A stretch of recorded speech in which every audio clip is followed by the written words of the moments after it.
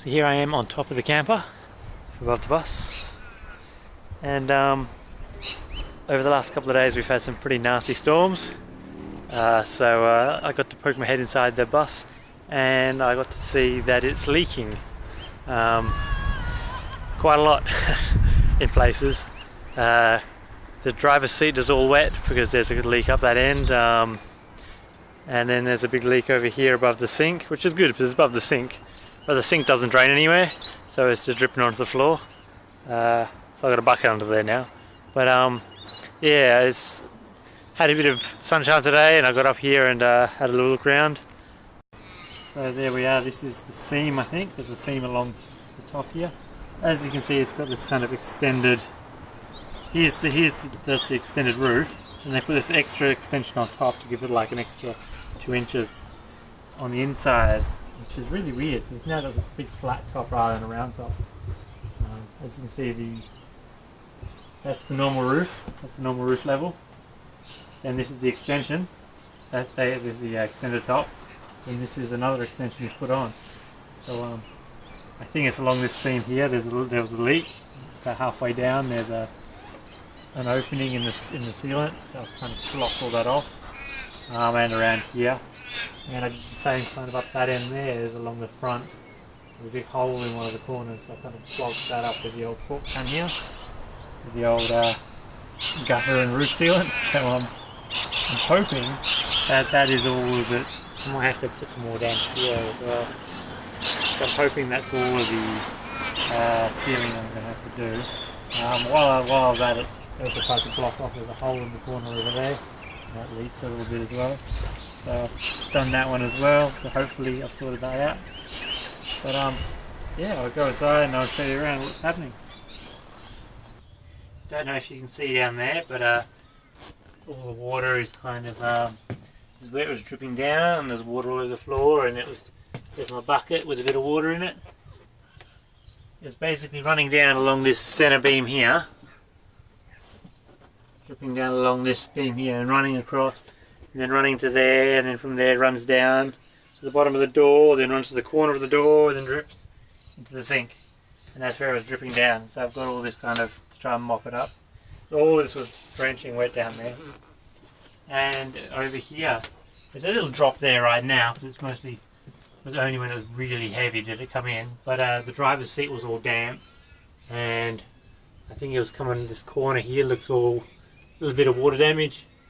So I'm assuming this is where it was coming in, somewhere up here. So I found a bit of a hole on the outside and I tried to block it up, and we'll see. That's the extended cab, and that's where you can see the seam where the roof used to be. So you can see that's extended. Then over here, this whole flat bit is the square extension on top. Great for solar panels, but I don't have any. So that's just showing you what's going on in here. I also got around the water temp sensor arrived. It didn't go where I thought it would. I thought it'd be this one here, but I've unscrewed that and it had oil behind it, so I'm assuming that's like an oil temperature sensor. Not that I need one. And then that there is the water temp. So that's I've replaced that. It wasn't too hard. Next I'm going to have to do is sort out this oil leak. You look right down on the floor, there's a little puddle of oil down there underneath the oil filter, where one of these red hoses, one of those oil feed lines which go to the alternator. I don't know why the alternator has an oil feed line, but it does. Maybe it's got an oil pump on the back of it. But that's leaking, so I'll have to have a look at that. It's just missing a washer off it by the looks of it. So when they put the banjo fitting in, they only put one washer on there, and it needs two. One on each side of the banjo. But I'll sort that out.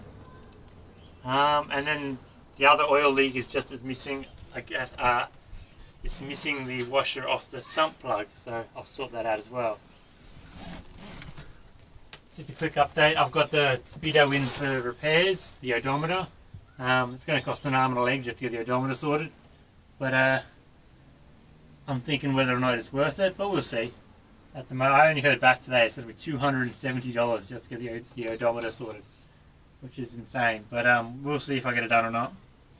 also looking at trying to figure out how to mount the seat, because as you can see, the driver's seat, the front bolt doesn't go anywhere. There's no bolt in the front, and the actual seat itself is all wonky. It's only held down not very well, so I'm gonna have to sort that out. Passenger seat's not too bad.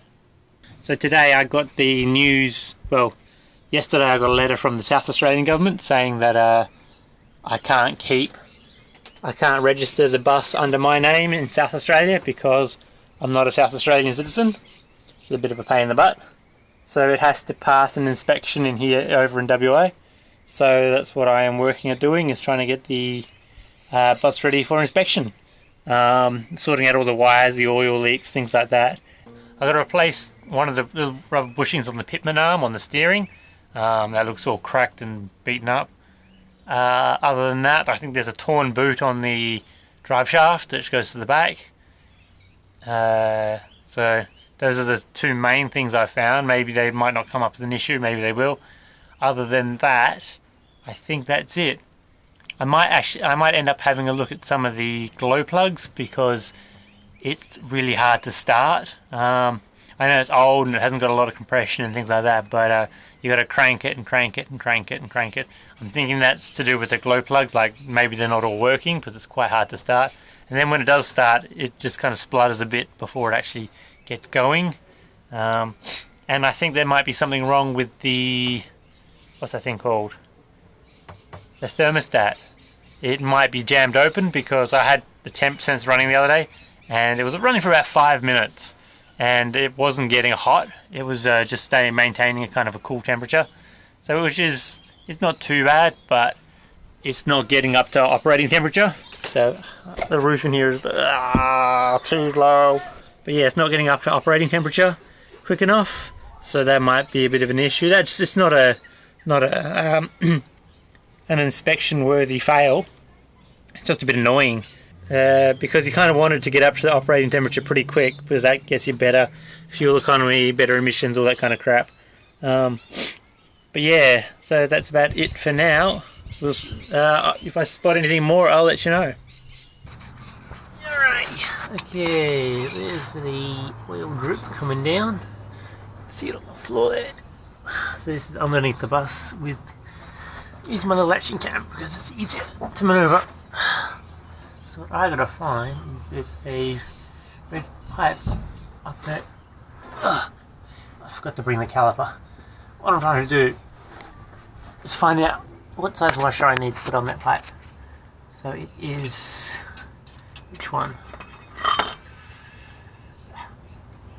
I think it is this one here.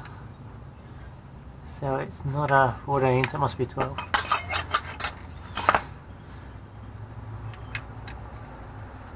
It's not some silly American metric one. Imperial, I should say. Metric is where it's at. I'm gonna go clean this first.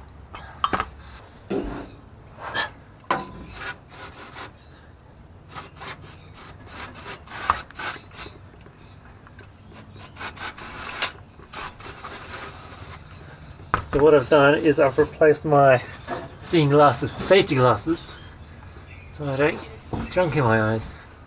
It's not this one. I get a feeling it's going to be oil all over the place when I undo this. We'll see.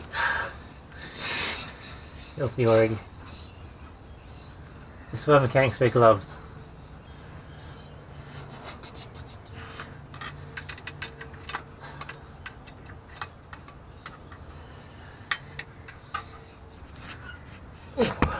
Alright.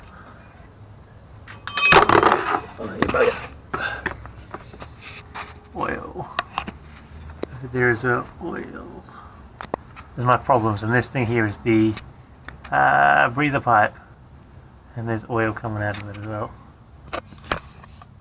So I've got it loosened now. Yeah, I don't know if you can see that. No. So I'll loosen it. Turns out it's turning the bolt the wrong way because I'm a numpty. I've got to loosen now. It's this one up here. I don't know if you can see that, but there's a banjo fitting here. Just loosen it up a bit. There we are. There's that oil. I'll get my trusty old thingamajig caliper. There we are. And get in there and see if I can get it off. There you are. I'll find out what size I need.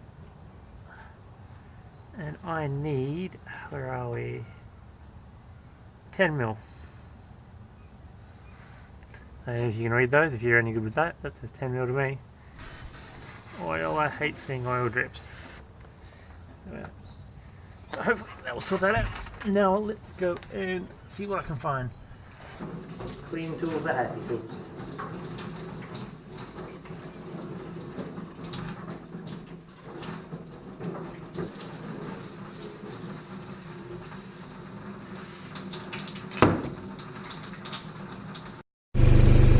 Here I am, I'm out to get, hopefully pick up some of the washers I need to stop the oil leak.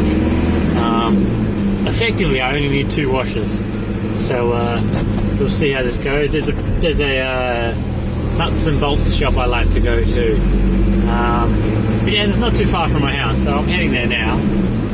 And that's all it takes to stop the oil leak, or it would have taken to stop the oil leak if they had done this to start with. It wouldn't have happened. So you got your M18, well this is an M19 because I didn't have 18s, and either 2 M10s. So this should hopefully stop my oil leak. Well, we hope. So go home and we'll try it out. Okay, here we are. It's now been 2 days since I've put the new washers in, and let's have a look over here. That one up there, that red hose up the top, still not leaking, so that was an improvement. It's all been cleaned and everything, and it's not leaking yet. I have run the vehicle. I ran it for about 6, 7, 8 minutes, and it's done alright so far. If we look over here, the sump plug is still, there's the sump plug, and that's still very dry as well. I didn't actually change the washer on it. It turns out it did have a washer, but the washer was just off center because it's way too big, and I just kind of centralized it and tightened it back up again, and it seems to have worked. It's not leaking. So change my hands around. So it's not leaking. No oil at all, as you can see. That's nice and dry. So that has fixed my oil leaks. 2 washers up there was it, and then just sorting this out again. All good. That'll be it for now. Until next time. Adios.